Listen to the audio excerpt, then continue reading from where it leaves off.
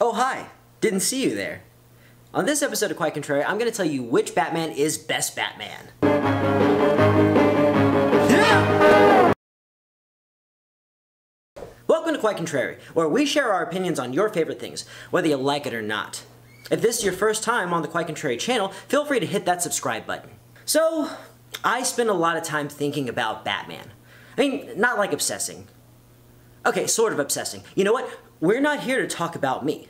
I was thinking about something Kevin Smith said in his special, An Evening with Kevin Smith, when he was talking about the 1989 film Batman. He said, There's a quick follow-up question. Did you enjoy Batman, just since the same people were... Did I enjoy Batman? Yeah, I enjoyed Batman. I mean, with all its flaws and shit, yeah, absolutely. And on the subject of the director Tim Burton... When asked for comment, Tim Burton said, anybody that knows me knows that I would never read a comic book.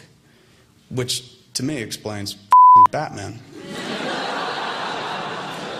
So I got to thinking, while the film Batman is certainly a fun interpretation of the character, every film version is exactly that. An interpretation based upon a source material that is the comics. And that got me to thinking, if everything outside the comics is an interpretation of Batman, then some Batman must be more Batman than other Batmen.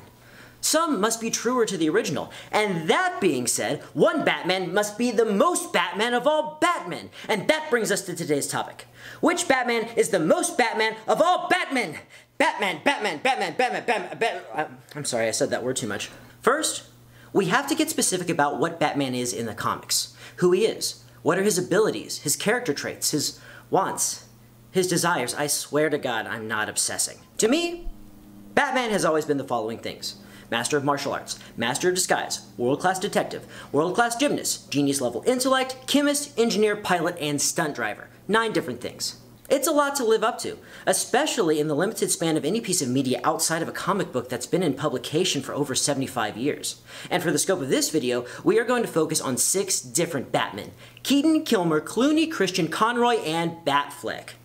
For each of the 9 categories that I mentioned above, each competitor can get 1 point for each one they fulfill, and the one with the most points at the end wins! So you may have noticed that I excluded Adam West, basically because in any meaningful competition he would win by default. Elections are not won by polls, Commissioner. They're won by votes, at least in this country. Let's start at the bottom, shall we? Kilmer, Clooney, and Affleck all tied for last place. Not surprising. Hey, I like Dawn of Justice. Shut your mouth! What is surprising is that they all tied with a 5, over 50%. To figure out why, I decided to look at what they have in common. All 3 are missing chemical knowledge along with the art of disguise. But why would you want to disguise all of this anyway?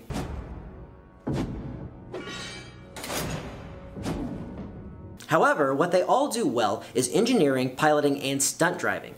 Turns out all you need to do to make a Batman movie is put him in a car.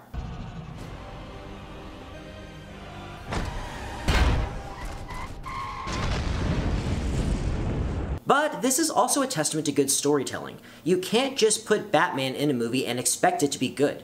Even if it has all of the necessary parts of Batman, Batman himself isn't enough. You have to engage the audience because ultimately putting something on screen that looks and acts like Batman just isn't that hard. Now, let's move on to the beginning of the film franchise. It all started with Michael Keaton in 1989.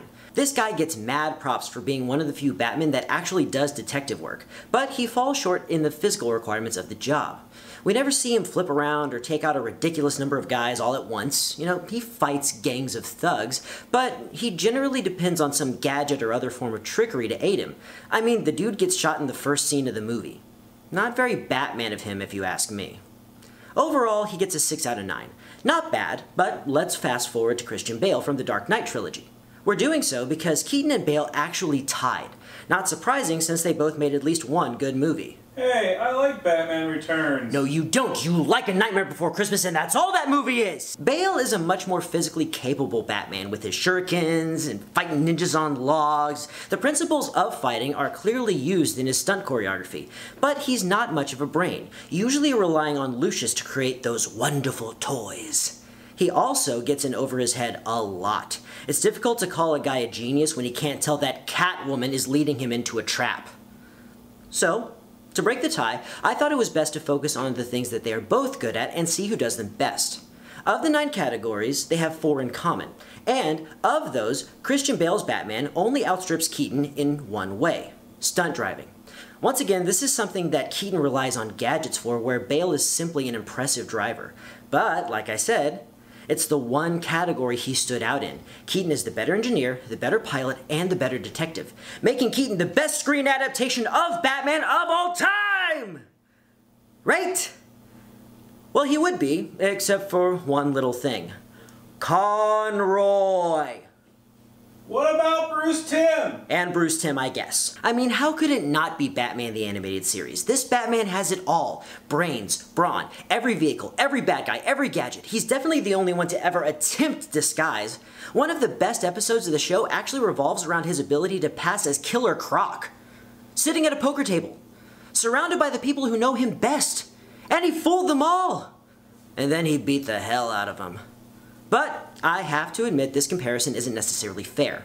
Like I said, Batman has been around for 75 years, and in that time the writers have had the room to experiment and allow the legend of the Batman to grow and change. As a result, he has become so many different things to so many different people over the course of so many generations that to even come close to capturing that magic in something as minuscule as a feature-length film is a marvel in and of itself.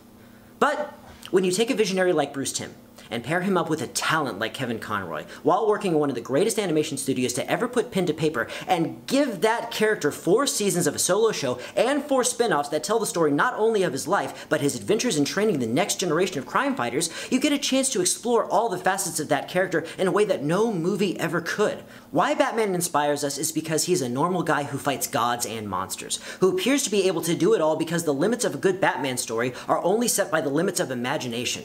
I sincerely hope they continue to make Batman films, but like the comics and award-winning series, I hope that the movies learn from the comics and television shows and use Batman not only to explore the depths of the character, but also the heights of human potential. Well, the heights of human potential with a functionally infinite amount of money. If I were a rich man, butter man, all day long I'd butter man. If I were a wealthy man, I'd beat up all the bad guys, butter man. Hey kids, if you like Batman stuff and you'd like to see more of it, why not check out the Blu-rays? You can actually buy them all on Amazon.com, and if you go down into the description of this video, you'll see hyperlinks to them all. You can get Batman, Batman Returns, Batman Comes Back, Batman in the World is Carmen Sandiego, Sub-Zero Batman, the one from the animated series, Master of the Phantasm, I don't care. Just go! God! That'll work.